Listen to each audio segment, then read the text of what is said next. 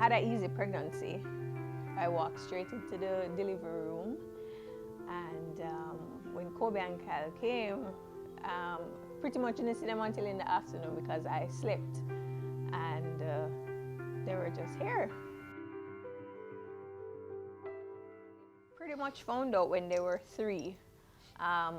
What brought it to my attention is that I remember it was a long weekend and we were at home watching this series called Parenthood. And there's a little boy in it by the name of Max who has Asperger's. And some of the symptoms that Max has, we'd see it in the boys. And, I kind of was like, but, he in denial. And, I started to read up on it. And I was like, no, this is far from Kobe and Kyle. And the next thing was that I think Mommy brought it to my attention. She's like, oh, there's one named autism. So, we started reading, and I remember I made an appointment for Dr. Sam's one. And when I called, they said that, she's not going to be on the island for almost a month. And I was like, wow. We're getting ready to go back to school now, and they're supposed to be going into kindergarten. And then I got through to another doctor by the name of Dr. Garbot. And we visited, we took them in one Saturday to do an assessment. And took them in to do the assessment, and from the assessment we found out that they're on the spectrum. We're picking up stuff like the screaming.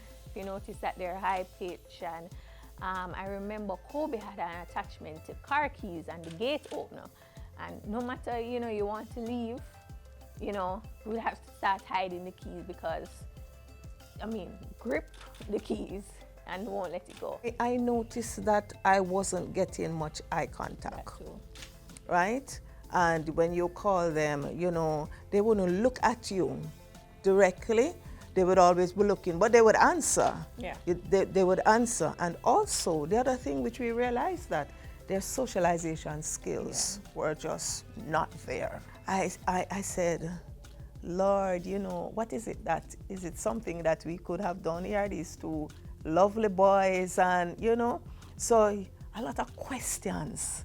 And you make a lot of comparisons. Yeah. And a judge, you're judging them, and you're wondering, did we do something or anything, But gradually, when we started getting them tested, and the testing was very long and vigorous, we realized that there is something that we really need to pay attention to.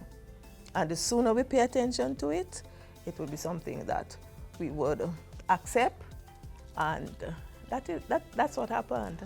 It's not easy. Every day is something new, but I can tell you at the end of the day, it's a joy. It just brings life to you, right? You just find yourself, I wonder what they're coming with today, Support from daddy, support from grandfathers, the family, because we embrace it. We met as a family and we spoke about it, and we are working with it. They have their father's full support. When they're with their dad, they're 2 totally different kids. Oh, well, I don't know what it is that fathers have over boys. For Mommy and I, when we were like, oh, please give us a break, and, their dad would come back and be like, what are you guys talking about? Kobe and Kyle, they're quite fine. They don't misbehave. And we're like, yeah. Autistic kids always have a special niche or, a special talent. Like, we're yet to find out what Kobe's own is, but Kyle is extremely sharp with any form of gadget, anything that, swipes, anything, touch, that's Kyle.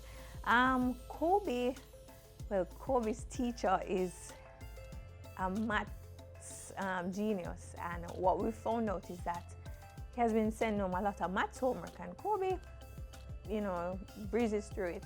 I do believe that we need to be more acceptable to autism, I mean, it's not only autism. I mean, as I say, you know, there are different things on the spectrum, and the higher they get, I mean, Kobe and Kyle is not that high on the spectrum. And, you know, when I tell people that, oh, they're autistic, people look at me, no, they're not. They're two normal little boys. But, you know, if you're around them, you know, you'll see, you know, the little things, so.